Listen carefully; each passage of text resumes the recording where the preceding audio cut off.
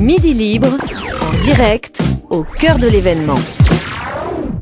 Bienvenue sur midilibre.fr. Vous le savez, les caméras de Midi Libre se sont posées sur le Miam 2016, le salon de la culture du bon goût, du bon produit et du savoir manger ici à Alès. Avec moi, je suis très heureux de recevoir aujourd'hui Blandine Boyer. Alors vous êtes écrivain, blogueuse, vous avez été traiteur au Québec, j'ai lu ça. Vous avez beaucoup voyagé, Jérusalem, Shanghai, Rambouillet, l'Essonne. Blandine Boyer, bonjour. Bonjour. Alors, vous éditez aux éditions Larousse Banquet gaulois, 70 recettes directement de nos ancêtres ou presque. Pourquoi le ou presque ? Parce qu'en fait, c'est un exercice léger, c'est pas une recherche historique. Bon, je me suis basée sur ce que mangeaient les Gaulois à l'époque, mais j'ai très vite utilisé un peu ce prétexte pour raconter la manière dont on pourrait manger aujourd'hui à la campagne, très proche de ce que mangeaient les Gaulois en fait.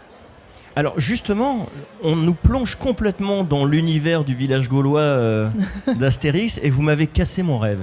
Il paraît que les Gaulois finalement mangeaient pas tant de sangliers que ça. Ben, c'est ce qu'on dit parce qu'en fait ils étaient très très forts dans l'élevage du cochon, ils faisaient la charcuterie, ils étaient tellement bien là-dedans qu'ils chassaient peu. En fait, peu de gibier.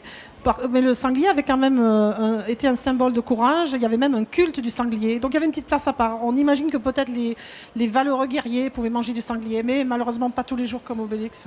Et difficile de savoir ce que mangeaient réellement les Gaulois puisqu'il n'y avait pas d'écrit, aucun écrit n'est disponible. En tout cas, les écrits ici, ils sont là, 70 recettes issues de la tradition, mais vous avez mélangé un petit peu la tradition cévenole avec la tradition gauloise, puisque en lisant ça, moi je pensais qu'on était beaucoup plus proche finalement de la cuisine bretonne, mais finalement vous avez fait une sorte de mix, c'est ça, avec nos cultures locales. C'est un mix. Je me suis amusée à cuisiner par exemple avec l'hydromel, l'hydromel qui est vraiment une tradition bretonne, ou même du chouchen, avec du cidre, et aussi j'ai aussi le sarrasin. Je ne pouvais pas ignorer le sarrasin, donc j'ai fait mon cœur est cévenol, mais j'ai vraiment fait comme un petit tour de France. Et comme Astérix et Breton, je ne pouvais vraiment pas les ignorer. Et en plus, je ne m'attendais pas à ce qu'ils soient là aujourd'hui. Le hasard fait bien les choses. En tout cas, c'est une véritable mine d'or pour peut-être manger un peu différemment. On sort un peu des recettes traditionnelles. Finalement, quelle a été la plus grande difficulté en écrivant ce livre ? C'était de trouver un sanglier le jour où on voulait. Bon, ça, c'était un peu la blague. Donc, on m'a amené un sanglier encore tout chaud. On l'a dépecé. C'était assez rock'n'roll, comme on dit, parce que c'est pas mon métier de dépecer les sangliers. On s'en est bien tiré.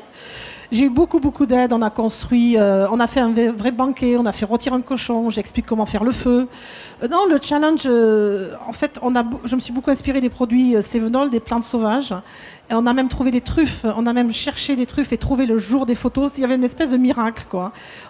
Tout est authentique. C'est du cévenol amélioré, quoi.